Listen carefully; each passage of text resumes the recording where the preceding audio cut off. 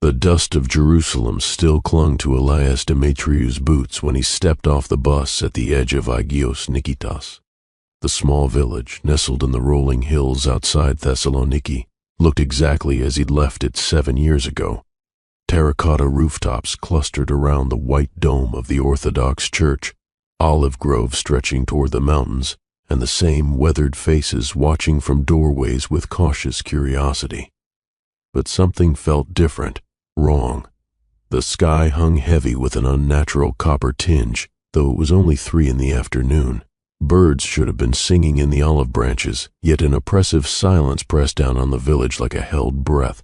Even the ever-present sound of distant church bells was absent. Elias adjusted the leather satchel slung across his shoulder, the one containing the manuscript fragment that had cost him his position at the Archaeological Institute, his reputation, and nearly his sanity. The parchment, carbon-dated to the 1st century CE, bore Aramaic text that most scholars dismissed as apocryphal rambling. But Elias knew better. He'd spent 3 sleepless months translating it, cross-referencing it with the canonical prophecies of Matthew 24 and Daniel 12. The birth pangs were beginning. His childhood home stood at the village's edge, a modest stone house with blue shutters that his grandmother had left him. As he approached, old Kyria Maria emerged from the neighboring property, her black widow's dress rustling in the unnaturally still air. "Elias?" Her voice cracked with surprise and something else. Relief? Fear? "You've come back." "Yasu, Kyria Maria." He kissed her weathered cheek, noting how thin she'd become, how her eyes darted nervously to the darkening sky. "How is everyone?" She crossed herself 3 times rapidly. "Strange times, my boy. Strange times. Father Demetriou says we must pray harder, but—" She lowered her voice to a whisper. "The prayers don't seem to reach heaven anymore." That night, Elias sat in his grandmother's old kitchen, the manuscript fragment spread carefully on the wooden table under the harsh light of a bare bulb. The ancient Aramaic characters seemed to writhe in the flickering light as he traced them with his finger, reading aloud in a whisper, "And you will hear of wars and rumors of wars. Nation will rise against nation, and kingdom against kingdom. There will be famines and earthquakes in various places. All these are the beginning of birth pangs. But know this, as the earth labors to birth the new age, that which was bound beneath shall rise. The watchers who fell in the days of Enoch stir in their chains. The things that crawl in the deep places hunger. Watch, therefore, for you do not know what manner of spirits walk among you." A soft knock at the door made him freeze. Tap, tap, tap. Elias glanced at the clock. 11:47 p.m. Who would visit at this hour?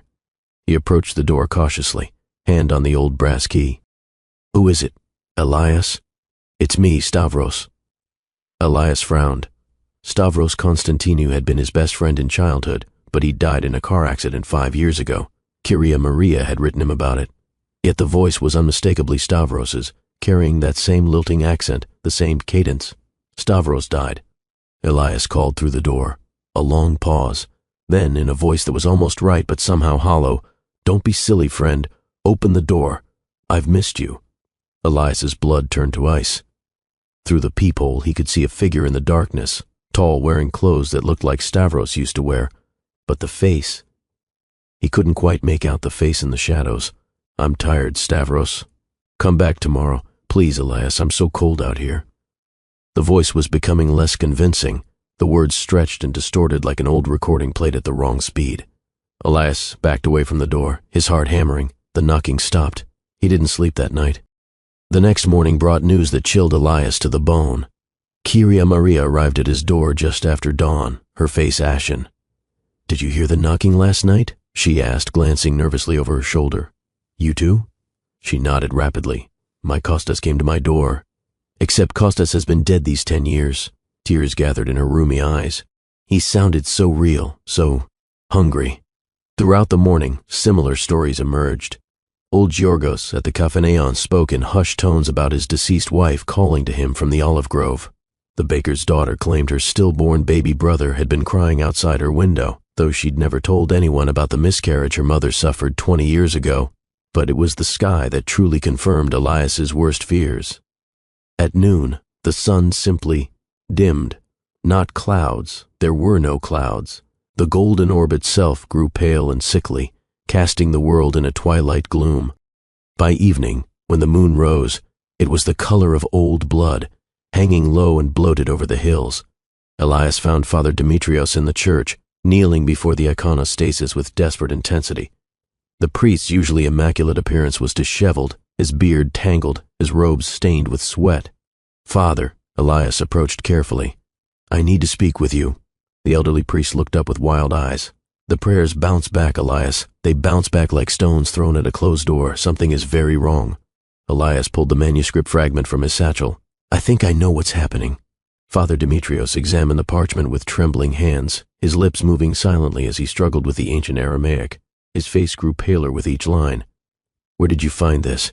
"K4 at Qumran. The archaeologist dismissed it, but I knew. As the earth labors to birth the new age," the priest read aloud, his voice shaking. "The watchers who fell in the days of Enoch stir in their chains." He looked up at Elias with horror. "Do you understand what this is saying? The birth pangs aren't just wars and famines," Elias whispered. "They're the loosening of bonds that have held for millennia. The things that were cast down are rising up." As if summoned by his words, a sound drifted through the church's ancient stones, a distant wailing, like wind through broken glass, but with an almost human quality that made both men's skin crawl. "It's starting," Father Demetriou whispered. The third night brought the phantom travelers. Elias had spent the day interviewing villagers, documenting the strange occurrences with the methodical precision of his archaeological training. The pattern was becoming clear. The manifestations were strongest near the village's oldest sites, the ancient well in the square where Roman coins had once been found, the foundation stones of the church, built over a Byzantine shrine, the hill where locals said a monastery had stood in medieval times before being destroyed by earthquake. Something was stirring beneath these holy places. At midnight, old Giannis burst into the Kafanion where a handful of men had gathered, too frightened to sleep alone in their homes. On the road he gasped, pointing toward the mountain pass. "There are people walking on the road." They filed outside, and sure enough, figures could be seen moving along the distant highway, a procession of perhaps 20 people walking in single file toward the village. But something about their movement was wrong. They walked with mechanical precision, never pausing, never speaking, their pace unnaturally steady. "Who travels at night these days?" muttered the baker. And dressed like that? Through his binoculars, Elias could see the strangers wore clothing from different eras, some in Ottoman-era robes, others in Byzantine tunics, a few in what looked like ancient Greek chitons. They moved without urgency, without purpose except the compulsion to walk. "To and fro," Elias breathed, remembering the manuscript's words. "They shall walk to and fro upon the earth." The procession never reached the village. As dawn approached, they simply faded, like mist dissolving in sunlight, but they left footprints in the dust, hundreds of them, overlapping and chaotic, as if the same stretch of road had been walked for centuries. The fourth day brought the livestock. Elias was awakened by Kyria Maria's screaming. He rushed outside to find her in her chicken yard, surrounded by the bodies of her hens, but they hadn't died naturally. Their bodies were shriveled, desiccated, as if something had drained the very life from them. Throughout the village, the same scene repeated. Goats collapsed in their pens, their eyes clouded white. Sheep huddled together in terror, refusing to eat or drink. The baker's dog was found standing motionless in the square, staring at nothing, until someone touched it and it crumbled to dust. "There will be famines," Father Demetriou quoted grimly as they surveyed the carnage. "For the earth shall refuse to give her increase."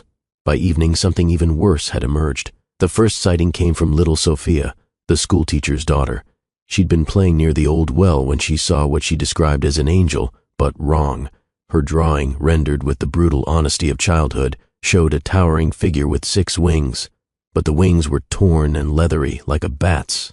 Its face was human but stretched, with too many eyes, and its mouth gaped wide enough to swallow a child whole.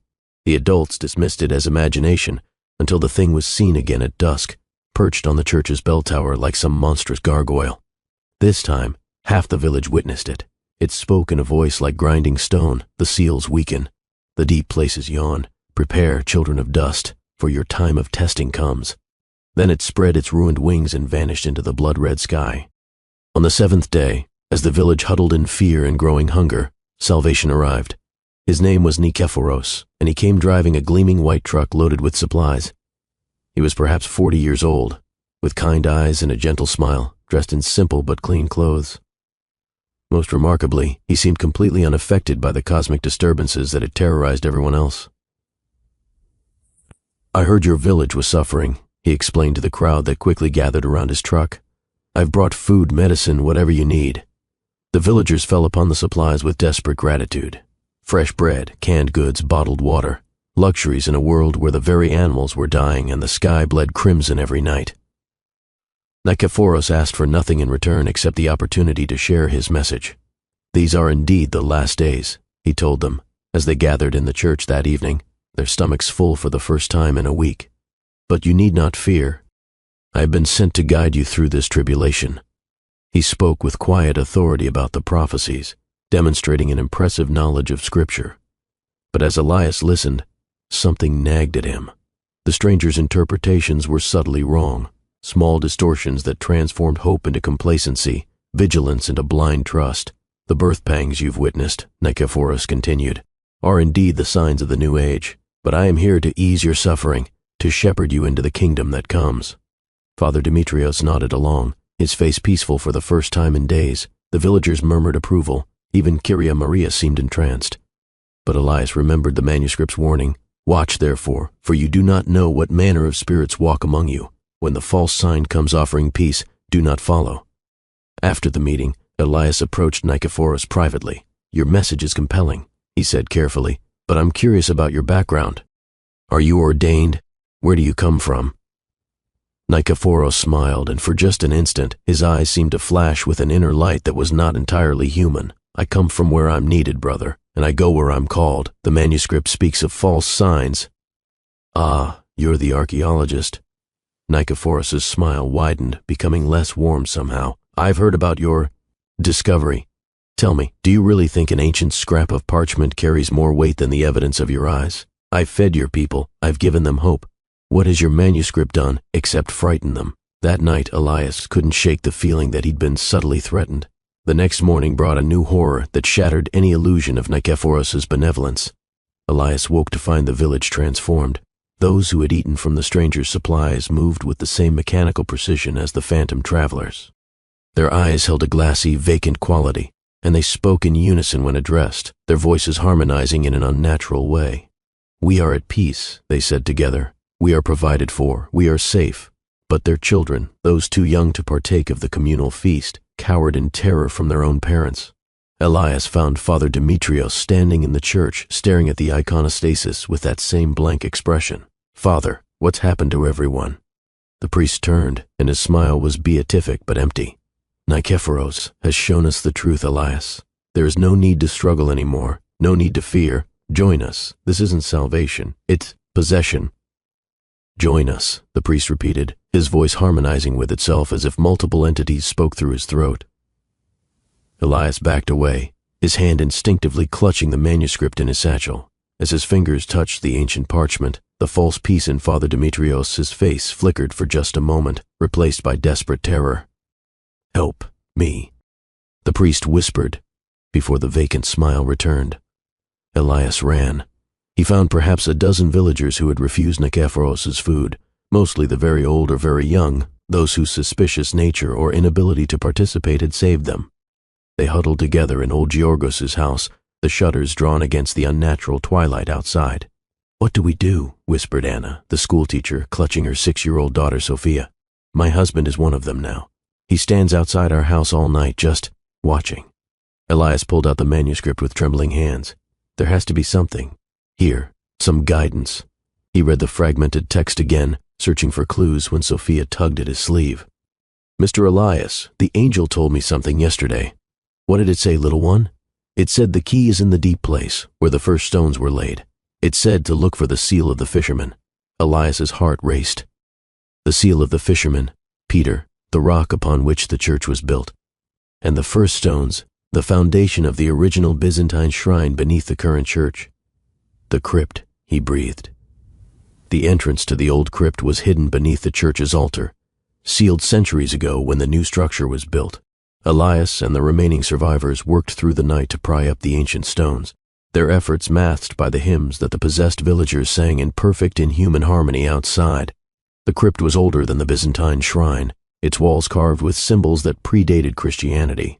But there, set into the eastern wall, was a small niche containing a metal disc bearing the crossed keys of St. Peter. Behind it, they found a chamber that descended deep into the bedrock. "This is it," Elias whispered, consulting the manuscript by flashlight. In the deep place where the first covenant was made, let the faithful make their stand. The chamber was small, barely large enough for all 13 survivors. Ancient Christian symbols covered the walls alongside even older signs, protective wards from various traditions, as if this place had been sacred to many faiths across the centuries. As they settled in, the sounds from above grew louder, not just singing now, but inhuman voices calling down to them in languages that predated human speech. "How long do we wait?" Anna asked, her daughter clinging to her. Elias checked the manuscript one more time. "When the deep things rise, the faithful must endure until the true dawn. Watch, for the time of testing is brief, though it seems eternal." Outside, something massive struck the church floor above them. Dust rained down from the ceiling. "Join us," came Nikephoros's voice, somehow reaching them despite the layers of stone between. "Why do you hide in darkness when we offer light?" Little Sophia looked up at Elias, with eyes far too old for her young face. "The angel is back," she whispered. And indeed, something was descending the narrow stairs. Not the corrupted seraph they'd seen before, but something different. This being moved with liquid grace, its 6 wings pure and brilliant even in the dim chamber. When it spoke, its voice was like wind chimes made of silver. "Fear not. The false prophet's power wanes with the approaching dawn. Hold fast your faith just a little longer." Above them, inhuman shrieking filled the air, the sounds of combat, real combat, as if armies of invisible beings clashed in the space above their heads. Elias clutched the manuscript and began to read aloud, his voice joining with those of the other survivors as they recited prayers in Greek, Latin, and languages they didn't recognize but somehow knew. The chamber filled with a warm, golden light that seemed to emanate from the ancient symbols on the walls. They huddled in that sacred space for what felt like eternity, listening to the cosmic battle raging overhead. Sometimes the sounds were so loud they had to cover their ears. Other times, an ominous silence would fall that was somehow worse than the cacophony. But gradually, as the night wore on, the false harmonies from above began to falter. The possessed villagers' unified singing dissolved into confusion, then silence. The inhuman voices grew distant, fading like echoes. When the first natural sunlight in 8 days crept down the ancient stairs, Elias knew it was over. They emerged to find the village transformed once more. The possessed villagers lay scattered throughout the streets, unconscious but breathing normally. The unnatural copper tinge had faded from the sky. Birds sang tentatively in the olive groves. Of Nikephoros there was no sign except for his truck, now revealed as a rusted ancient vehicle that looked like it hadn't run in decades. Father Demetrios was the first to wake, his eyes clear and human once more. "What happened?" he whispered, struggling to sit up in the church aisle where he'd collapsed. "The birth pangs," Elias replied, helping the priest to his feet. "The first ones, anyway." Over the following days, as the village slowly returned to normal, Elias worked with Father Demetrios to carefully transcribe the complete manuscript fragment. They made copies, distributing them to monasteries and theological scholars who might understand their significance, because Elias knew this was only the beginning. The manuscript's final lines, previously illegible due to damage, had become clear during their vigil in the deep place. "When the first birth pangs pass, let the faithful not grow complacent. For as a woman's labor intensifies, so shall the trials multiply. Watch, therefore, for this was but the opening of the first seal. 6 remain, and each shall be more terrible than the last." 3 months later, Elias stood in his grandmother's kitchen once more, reading news reports on his laptop. Wars and rumors of wars, earthquakes in diverse places, famines spreading across continents. The signs were accelerating. But now he wasn't alone. A network of watchers had grown from that terrifying week. People who had experienced similar events in other remote places, who had found similar manuscript fragments or inherited ancient warnings from their grandparents. They were preparing. Outside his window, the evening sky was the normal, peaceful blue of a Greek autumn. Children played in the square where phantom travelers had once walked. Kyria Maria fed her new chickens, chattering happily about the good weather. But Elias could feel it, a tension beneath the normalcy, like the pause between contractions. The earth itself seemed to be holding its breath. He opened the manuscript once more, reading the words that had saved them. "Watch, therefore, for you do not know the day or the hour. But know this, the faithful who endure the birth pangs shall see the true dawn of the kingdom. Until then, guard the deep places, protect the ancient seals. And when the false prophets come with their easy promises, remember, the narrow path is never comfortable, but it leads to life." Somewhere in the distance, barely audible, he heard the sound of wings. The second seal was stirring,